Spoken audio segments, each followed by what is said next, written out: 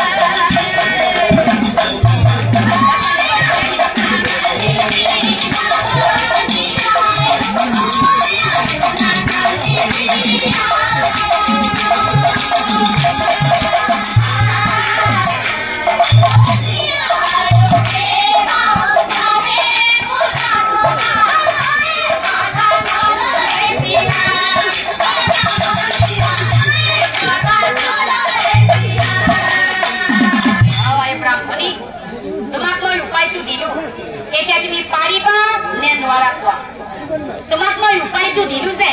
তুমি যদি মৰি যোৱা তেনেহলে তোমাৰ স্বামী পুত্ৰ কিন্তু এতিয়াই জীয়াই উঠিব এতিয়া তুমি পাৰিবা নে নোৱাৰা কোৱা তেতিয়া গৌতমী ব্ৰাহ্মণী মহাচিন্তাত পৰিল কি কৰা যায় এই মুনিবৰে বাৰু এইটো কি কথা কৈছে মই মৰি গলে মোৰ স্বামী পুত্ৰ জীয়াই উঠিব এইটো আকৌ কেনে ধৰণৰ কথা আকৌ গৌতমী ব্ৰাহ্মণীয়ে মনে মনে ভাবিছে মুনিবৰতো কেতিয়াও মিছা কথা নকয় এওঁ নিশ্চয় সঁচা কথাই কৈছে আৰু আনফালে ধৰ্মৰে মনে মনে ভাবিছে চাওচোন গৌতমী ব্ৰাহ্মণী আজি ধৰ্মৰ পৰীক্ষা যে স্বামীৰ প্ৰতি থকা ভক্তি আৰু পুত্ৰৰ প্ৰতি থকা মৰম পাৰে নে নোৱাৰে নিজৰ জীৱন ত্যাগ কৰিবলৈ আকৌ ধৰ্মৰে মনে মনে ভাবিছে আজিৰ দিনত তিৰিকুমাৰ নিজৰ গিৰিয়েকৰ কাৰণে মৰি যাব কমচবাৰে মৰিব নেকি মৰিব নমৰে বোলে আকান গিৰিয়েকে এটা গালি পাল্লিয়ে চলি পলি লৈ মাকৰ ঘৰ পাৱে যা আৰু কোনোবা চলি মুহিৰ কাৰণে কোনোবা তিৰি মৰি যাব কিয় নমৰে মৰিব নেকি কওকচোন চৰকাৰ হৈছে মাৰি থৈ আহিব তথাপি মৰাত নাই হয়নে গম পাইছে আপোনালোকে কি ধুনীয়া কৈছে নমৰিব কিন্তু গৌতমী ব্ৰাহ্মণী সম্পূৰ্ণ ওলোটা আছিল কাৰণ গৌতমী ব্ৰাহ্মণীয়ে আগৰ পৰাই কৃষ্ণক ভকতি কৰিছিল আৰু স্বামীক সেৱা কৰিছিল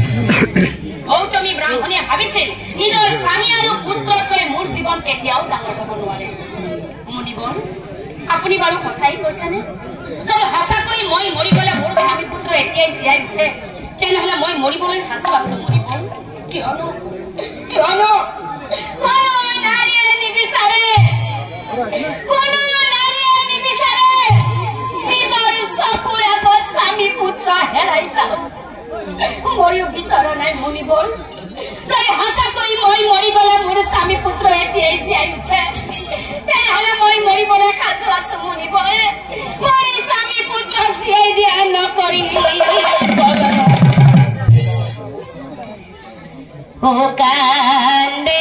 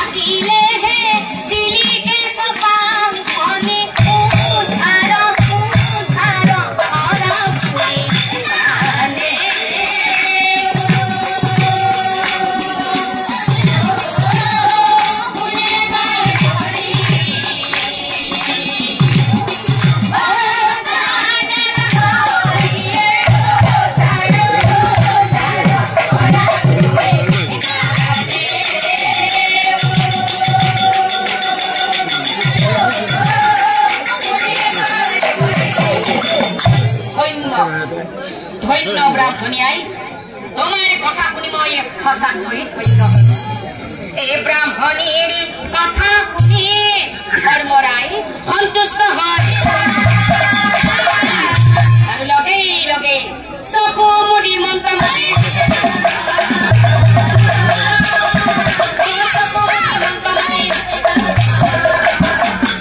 আৰু কাল ভাৰকৈ সনা মেলি আহে গুজৰি গুমৰি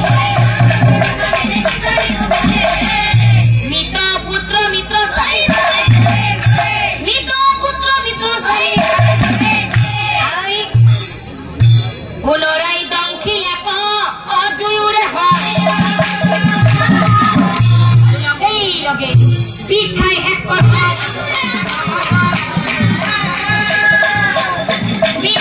কৰিলা এদিক্ষণে স্বামী পুত্ৰ দুয়োজনেই জীয়াই উঠিলা আৰু তাকো দেখি গৌতমী ব্ৰাহ্মণীৰ আনন্দ মিলিলা আৰু এতিয়া চাওকচোন বাৰু ৰাইজ স্বামী পুত্ৰ জীয়াই উঠাৰ আনন্দতেই গৌতমী ব্ৰাহ্মণী আত্মহাৰা হৈ নিজৰ স্বামী পুত্ৰ দুয়োজনকে সাৱটি ধৰি থকা সময়তেই সুযোগ বুজি সেই কাল সৰ্পই কিন্তু ব্ৰাহ্মণীকো এৰা নাছিলে সুযোগ বুজি কাল সৰ্প